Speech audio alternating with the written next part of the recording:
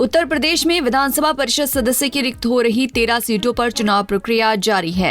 MLC चुनाव नामांकन के अंतिम दिन 13 उम्मीदवारों ने पर्चा दाखिल किया है। इनमें एनडीए के 10 और सपा से 3 प्रत्याशी शामिल हैं। 13 में बीजेपी के 7 और उसके सहयोगी दल आरएलडी, सुभासपा और अपना दल के एक प्रत्याशी ने नामांकन किया है। विपक्षी दल सपा की ओर से 3 उम्मीदवार उतारे गए हैं। अगर कोई 14वां प्रत्याशी नहीं आता है तो विधायकों की संख्या के आधार पर सभी का निर्विरोध निर्वाचित होना तय है।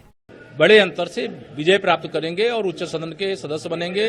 मैं अग्रिम रूप से सभी आज जिन लोगों ने नामांकन कराया उनको बधाई देता हूँ। सर, समाजवादी पार्टी के अभी तक प्रत्याशी में ही लिस्ट तय नहीं हो पाई है, उसी में ही अभी मतभेद। समाजवादी पार्टी समाप्तवादी पार्टी। सर, एक आखिरी सवाल सर, राहुल गांधी और प्रियंका गांधी को लेकर के अमेठी और रायबरेली को लेकर ये कांग्रेस की समस्या है, भाजपा की नहीं। हम अमेठी भी जीत रहे हैं और रायबरेली भी जीत रहे हैं। एमएलसी के लिए बीजेपी से महेंद्र सिंह, विजय बहादुर पाठक, अशोक कटारिया, मोहित बेनीवाल, संतोष सिंह, रामतीर्थ सिंगल और धर्मेंद्र सिंह सेंथवार ने नामांकन किया है। बीजेपी की सहयोगी आरएलडी से योगेश चौधरी, अपना दल से अनुप्रिया पटेल के पति आशीष पटेल और सुभा सपा के विछेलाल राजभर ने एमएलसी का पर्चा भरा। एनडीए उम्मीदवारों के नामांकन में मुख्यमंत्री योगी आदित्यनाथ समेत यूपी बीजेपी और सहयोगी दल के तमाम चेहरे शामिल रहे।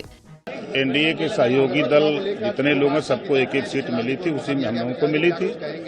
हम लोगों की पार्टी के जिलाध्यक्ष मऊ के रहे, आजमगढ़ के मंडल अध्यक्ष रहे और प्रदेश अध्यक्ष इस समय वर्तमान में पूर्वांचल हैं। पार्टी ने उनको प्रत्याशी बनाया है, पार्टी ने उनको उस योग्य समझा है, मेहनत किए हैं, प्रदेश में संगठन को मजबूत किए हैं।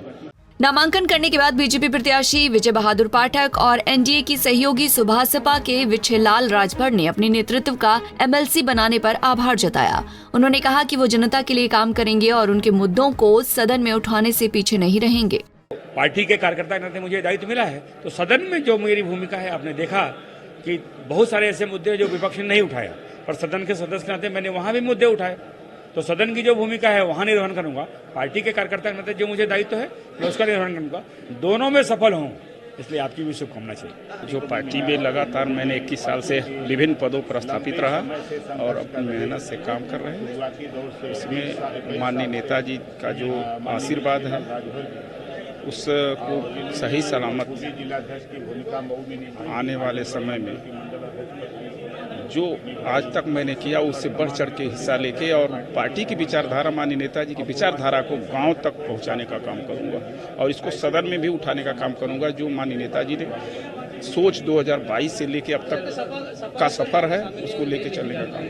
यूपी में मुख्य विपक्षी दल समाजवादी पार्टी की ओर से आजमगढ़ के पूर्व विधायक शाह आलम उर्फ गुड्डू जमाली, थाना भवन के पूर्व विधायक किरणपाल कश्यप और आलोक कुमार शाक्य ने एमएलसी प्रत्याशी के रूप में अपना नामांकन दाखिल किया है।